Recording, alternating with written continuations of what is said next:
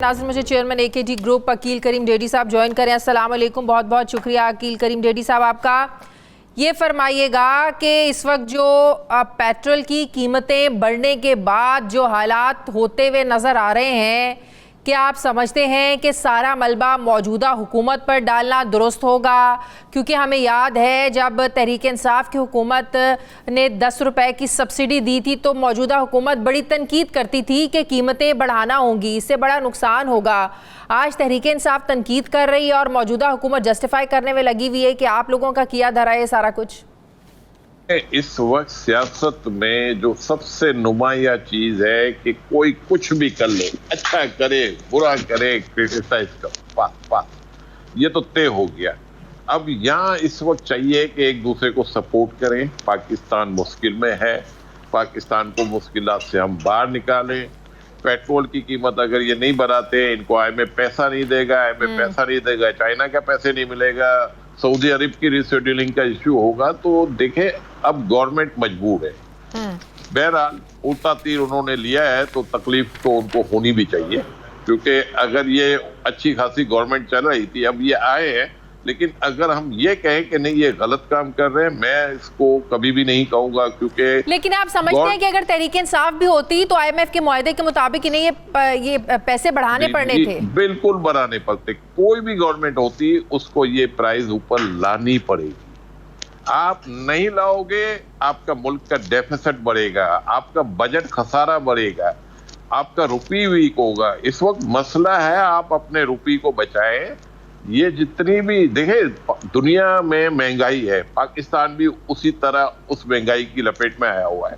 अगर आप सब्सिडी देते हैं, डिमांड कम नहीं होगी। सब्सिडी खत्म करेंगे, डिमांड कम होगी। डिमांड कम होगी, आपका ट्रेड डेफिसिट कम होगा। यहाँ इशू ये है कि लोग कहते हैं महंगाई है, लेकिन कोई चीज यूज कम नहीं कर रहे हैं, उनकी यूजेस बढ़ रही है। तो ये महंगाई का तो फिर कहीं से भी ताल्लुक नहीं बनता। जाहिर है लोगों की बाइंग पावर पे तो असर पड़ेगा ना। मतलब कि आपकी जेब में अगर 100 रुपया तो वो 100 रुपया है, लेकिन आगे लेने वाली चीज अगर 200 रुपए की होगी है तो इट मीन्स कि आम आदमी तो मुतासिर हो रहा है ना। बिल्कुल होगा, लेकिन मैं ये कह रहा हूँ कि गवर्नमेंट को चाहिए कि पुअर के लिए सब्सिडी बढ़ाए और आम आवाम जो कि अफोर्ड कर सकते हैं उनको किसी किस्म की भी अब सब्सिडी नहीं मिलनी चाहिए। तो इसका बेहतरीन हल है, मैं ये समझता हूँ, हमें अप्रिशिएट करना चाहिए कि इन्होंने इतना टफ डिसीजन लिया, ये जानते हुए भी कि इनकी सियासी कीमत चुकाना पड़ेगी इन लोगों को। देखे सियासतदानों का हमेशा अपोजिशन का रवैया अलग होता है, गवर्नमेंट में आते हैं तो अलग है। आप जो बात अपोज कर रहे होते हैं वही चीज आपको सपोर्ट करनी पड़ती है। तो हमेशा इनको चाहिए कि अभी अपनी सियासत को थोड़ा चेंज करें। अब ये नहीं है कि आप बैठ के खा नहीं सकते हैं। अब पाकिस्तान की इतनी शिकत नहीं है कि पाकिस्तान अपने इस बर्डन को उठा सके।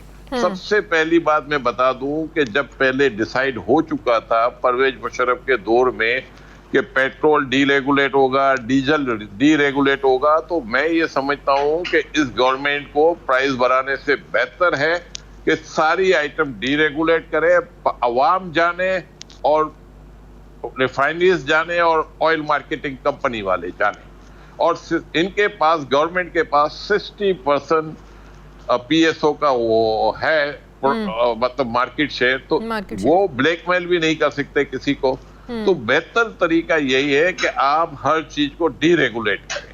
हर जगह एक बात ये कहते हैं प्राइवेटाइज करो, प्राइवेटाइज करो, प्राइवेटाइज करो। भाई उससे निकलो, पहले इन चीजों को डीरेगुलेट करो जिसमें आपके ऊपर कितना बड़ा मलबा आता है। आप एनर्जी सेक्टर को डीरेगुलेट करें, ये कर क्यों नहीं रहे? 8 रुपए फी यूनिट बिजली बढ़ जाएगी, बल्कि बढ़ा दी गई है। 60 रुपए एक हफ्ते में आपने पेट्रोल बढ़ा दिया है, तो ये तो आपका हर मुल्क का सेक्टर है, कारोबारी सेक्टर, सब कुछ मुतासिर होगा। आपकी इंपोर्ट्स मुतासिर होंगी, आपकी एक्सपोर्ट मुतासिर होंगी। देखिए आप जो बात कह रही है, आपको पता है सबसे अलार्मिंग सिचुएशन आपका एक्सपोर्ट का नंबर है। हाँ, इस महीने जो लास्ट हमने मई क्लोज किया है उसमें आपकी एक्सपोर्ट हुई है $2.6 बिलियन। उससे अगले महीने में हम $3 बिलियन क्रॉस कर चुके थे। अब गवर्नमेंट को ये सोचने की जरूरत है कि अगर इसमें फर्दर डिक्लाइन आया तो आप क्या करोगे। और ये खुदा का शुक्र हमें अदा करना चाहिए कि अभी भी हमारा रेमिटेंस काफी बेहतर है। अगर उसमें हिट पड़ गई तो और मुश्किलात आएगी। तो ये आप ना समझे कि ये आसानी से गवर्नमेंट कर सकेंगे। इनको हर आने वाले दिन में कुछ ना कुछ करना पड़ेगा। अगर नहीं करेंगे तो तो बिजनेस कम्युनिटीज हुकूमत के फैसलों में इस हुकूमत के साथ है, वो सूरत हाल को उसे अदराक है, बिजनेस कम्युनिटी को वो सपोर्ट करते हैं इस हुकूमत को? देखें, सपोर्ट मैं इस तरह करूंगा कि अगर ये जो डिसीजन ले रहे हैं ये मुल्क के इंटरेस्ट में है और ये मुल्क के अगेंस्ट नहीं है। मैंने कहा ना, मुल्क के अगेंस्ट सब्सिडी होती है। अभी ये टेक्सटाइल की सब्सिडी, फला की सब्सिडी, फर्टिलाइजर की सब्सिडी, डेप की सब्सिडी, फिर आप पुअर के लिए जो बजट रख के बैठे हुए हैं, तो ये मुल्क इस तरह अब नहीं चल सकता। अब अपने आप को, सबको अपने आप को चेंज करना पड़ेगा। अपोजिशन गवर्नमेंट को मिल के बैठना पड़ेगा। वाया मीडिया निकालने के लिए आपको रशिया से ट्रेड करनी पड़ेगी। आपका सारा बिजनेस इंडिया लेके चला जाएगा। इंडिया की एनर्जी 30% सस्ती उसको मिल रही है। आप ये क्यों नहीं सोचते कि अगर 30% सस्ती मिल रही है तो उनके तो टेक्सटाइल हमको उड़ा के रख देंगे। सही। अभी तक तो इन्होंने किसी ने सोचा नहीं है। ये तो आने वाले दिनों में मुश्किल। लेकिन आप ये तो चीज समझ रहे हैं ना कि हमारी एक्सपोर्ट मुतासर होगी। जाहिर है आपकी जो प्रोडक्शन है, आपकी पैदावारी लागत है, ये सारी कीमतें बढ़ने से उसका तो इफेक्ट, उस पर तो इफेक्ट होगा, असरात होंगे।